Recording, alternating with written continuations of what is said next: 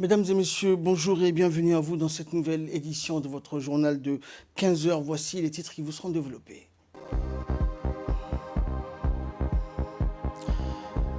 La randonnée pédestre d'Arta a eu lieu aujourd'hui, une marche dédiée donc à la paix pour cette 13e édition et qui a vu la participation de plusieurs membres du gouvernement.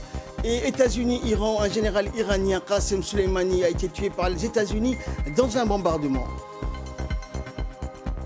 Bonjour à tous et merci de nous rejoindre. Excellent week-end sur Télé Djibouti. Également, c'est sous un climat clément donc, que le secrétariat d'État à la jeunesse et au sport a organisé en partenariat avec la préfecture de la belle région d'Arta la 13e édition d'Africa Peace Walk ou Marche de la paix d'Arta.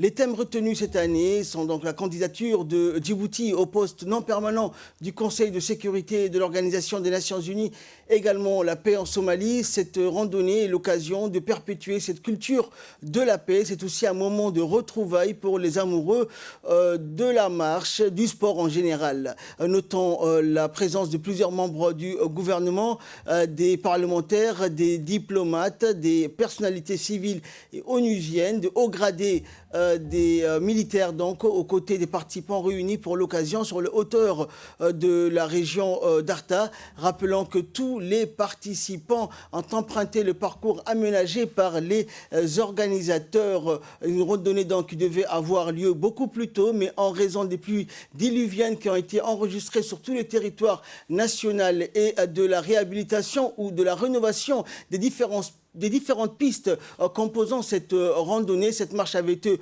reportée donc pour ce vendredi aujourd'hui et tous les participants ont répondu présents, participants nationaux et étrangers vivant à Djibouti. Et à l'issue de cette marche, tous les randonneurs ont franchi la ligne d'arrivée dans une ambiance bon enfant et conviviale. Les temps forts de la randonnée pédestre d'Arta a connu au fil du temps un succès grandissant. Et hommes, femmes, petits, grands, jeunes ou vieux ont pris donc part à cette randonnée pédestre d'Arta ce matin et notre équipe a couvert donc cet événement annuel.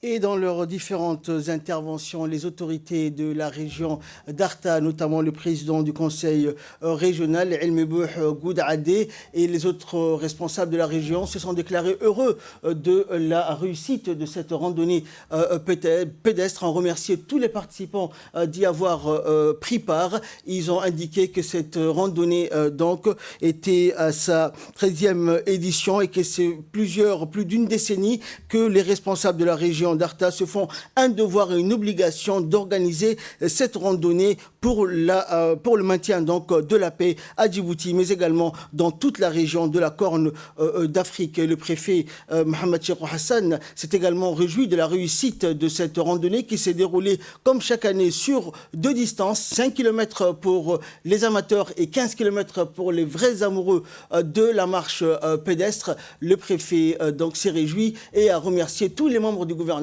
et les heureux participants d'y avoir pris part. Et les membres du gouvernement, justement, qui ont pris part à cette randonnée, se sont réjouis donc d'être présents dans cette belle région d'Arta. On les écoute. Nous avons participé ce matin à la 13e édition de la marche d'Arta. C'est une randonnée qui accueille et surtout fait mobiliser beaucoup de gens. Ce matin, nous avons également la clémence du climat. Je crois que cette marche aussi est lancée sous le signe de la candidature de Djibouti pour le Conseil de sécurité des Nations Unies. Et la mobilisation forte qu'on a constatée témoigne de l'intérêt que cette marche et surtout cette candidature de Djibouti suscite chez les Djiboutiens et les Djiboutiennes. Nous sommes arrivés au 5e kilomètre. Je crois que beaucoup de gens, même âgés, ont montré qu'ils avaient cet esprit. C'est d'abord un état d'esprit. Être sportif est d'abord un état d'esprit. Et ce matin, un vendredi, beaucoup de fonctionnaires, beaucoup de jeunes, des représentants de la société civile, tout le monde est venu pour témoigner de cette d'abord fraternité, solidarité et ce bon esprit, bon enfant que nous voyons aujourd'hui donc à Arta. Toutes les conditions sont réunies et je crois que je tiens à féliciter les organisateurs de cette marche.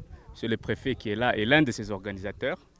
Il y a aussi le ministre de la Jeunesse et des Sports qui est là aussi, le président de l'Assemblée. Je crois que cet esprit bon enfant est très agréable ce matin à Arta avec ce climat vraiment radieux.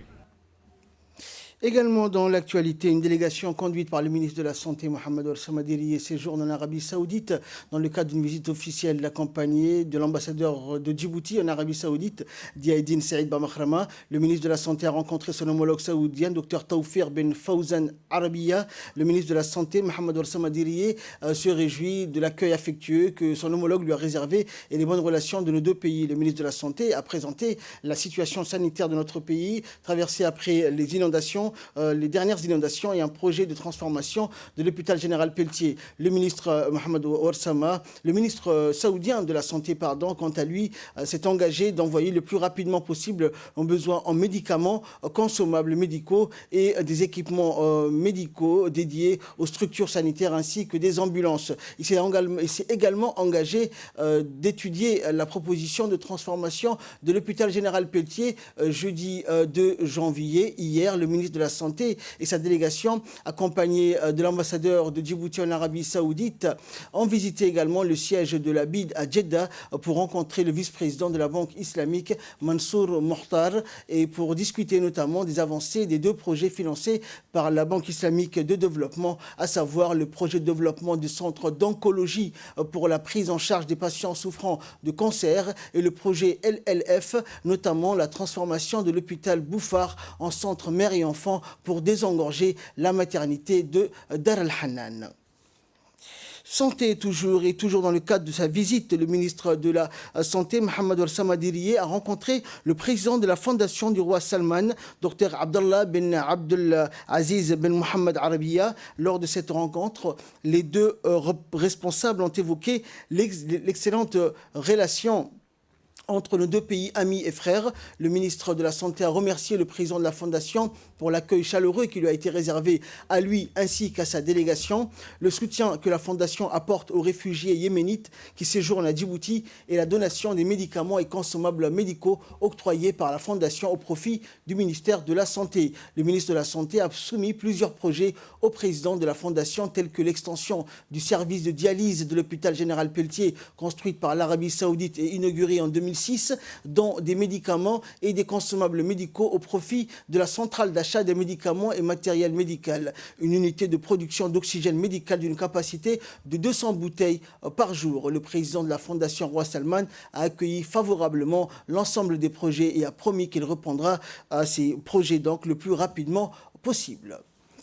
Un communiqué, cette fois-ci, à l'occasion du Nouvel An 2020, le représentant de Djibouti en Somaliland, Hussein Omar Kawalié, et l'ensemble des employés de la représentation djiboutienne en Somaliland adressent leurs meilleurs vœux de bonheur, de prospérité et de bonne santé au président de la République, Ismaël Omar Guelleh, à la première dame, Khadra Mohamed Haïd, au gouvernement ainsi qu'à l'ensemble de la population djiboutienne. Ils souhaitent tous donc une bonne et heureuse année 2020. En nouvelle nationale, dans le cadre des efforts déployés par la police nationale pour maintenir la sécurité et la sûreté des citoyens sur tous les territoires nationaux, la police de la circulation a mené une opération de grande envergure pour arrêter des motos non conformes au code de la route. À cet égard, la police de la circulation a arrêté le 30 et le 3 janvier dernier plusieurs motocyclettes sur les différentes artères de la capitale et ses périphéries et les a tous donc mobilisés sur le site aménagé à cet effet. La police donc informe les usagers de la route et responsables donc, et conducteurs des motocyclettes de respecter le port du casque et le bon état de fonctionnement des motocyclettes pour préserver également leur vie et celle des autres. Toujours en nouvelles du pays, par la suite, le directeur de la sécurité publique, le colonel Omar Hassan, a précisé dans une interview qu'il nous a accordée que les motos arrêtées ne remplissaient pas les formalités nécessaires pour circuler. Certains papiers n'étaient pas en règle et les propriétaires roulaient sans casque, qui était nécessaire donc pour leur sécurité et celle des autres. Selon nos statistiques établies en matière d'accidents, nous avons été amenés à constater une recrudescence des accidents causés par les cyclomoteurs et les motocyclettes. C'est pourquoi nous avons entrepris des opérations de contrôle de grande envergure. Ces opérations ont été menées par la brigade de circulation routière le 30 et le 31 décembre 2019. Pendant ces 2 journées, nous avons été amenés à immobiliser 145 motocyclettes en situation irrégulière. En effet, le cyclomotoriste ne remplissait pas les conditions requises pour pouvoir circuler légalement à Djibouti. Je tiens à rappeler qu'il y a des dispositions obligatoires prévues par le nouveau Code de la route qui a été promulgué le 6 juin 2010. Ces points concernent notamment le permis de conduire qui est obligatoire. Il y a deux catégories de permis de conduire. Il y a le permis A et le permis A1. Donc, les cyclomotoristes doivent obligatoirement être munis de ces 2 permis de conduire. Ensuite, il faut que le cyclomoteur ou la motocyclette doivent avoir une immatriculation, c'est-à-dire une carte grise avec le numéro de la plaque d'immatriculation. Ces engins doivent avoir aussi une assurance obligatoire pour pouvoir circuler. Les conducteurs et le passager à bord doivent obligatoirement porter des casques. Voilà donc le préfet de la région de Dikil a reçu donc ce matin dans son bureau le nouveau président du syndicat des camionneurs de Dikil qui a été élu lors de l'élection du 6 décembre dernier, qu'il a remis le récépissé officiel. Était présent à la cérémonie le président du conseil régional Abdelrahman Yonis Arré, le président par intérim du syndicat Hussein Elmi et de l'adjoint du préfet Youssouf Ali ainsi que les membres du syndicat. Le préfet ainsi que le président du conseil ont souhaité un grand succès donc au président de ce syndicat pour dans ses nouvelles fonctions.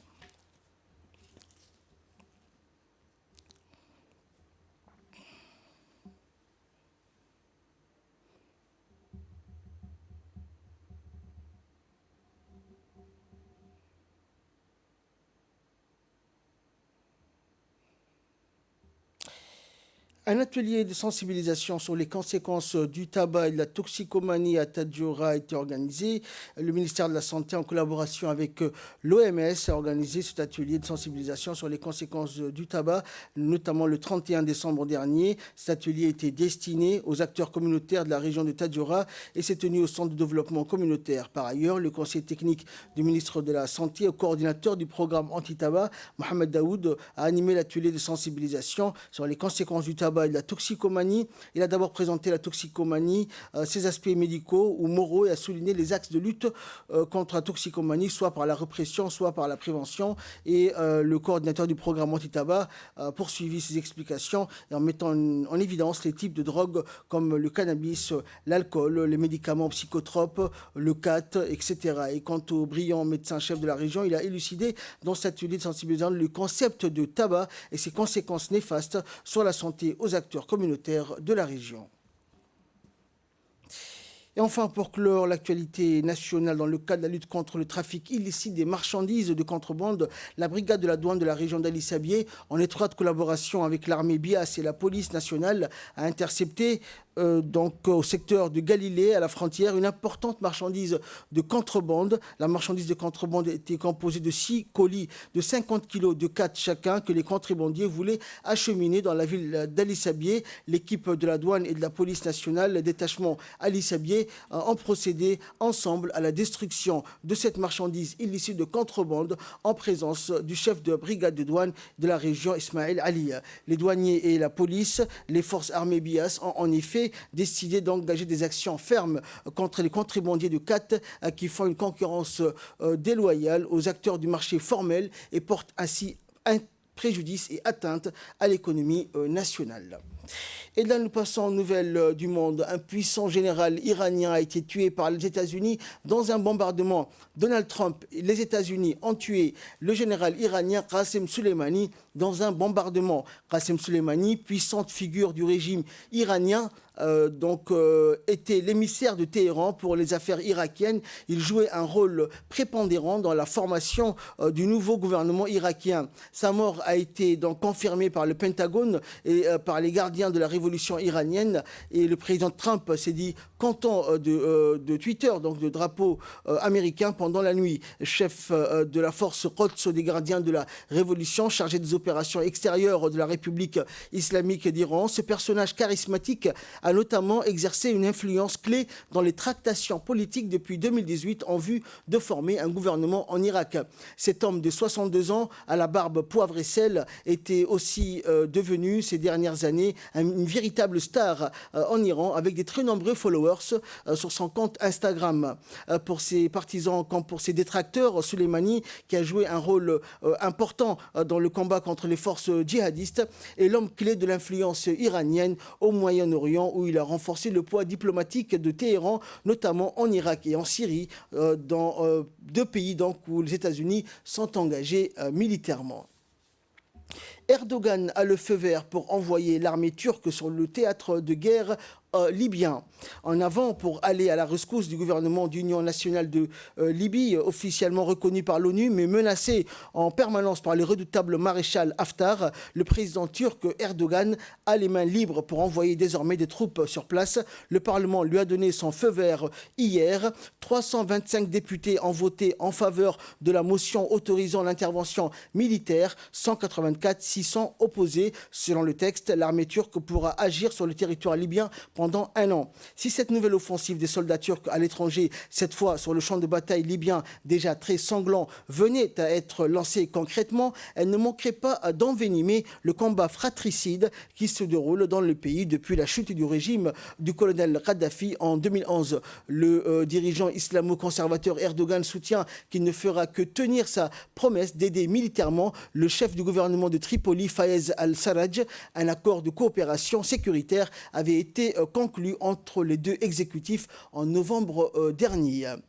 C'est ainsi que prend fin cette édition. Merci pour votre très aimable attention. Très bon suite de programme sur Télé Djibouti.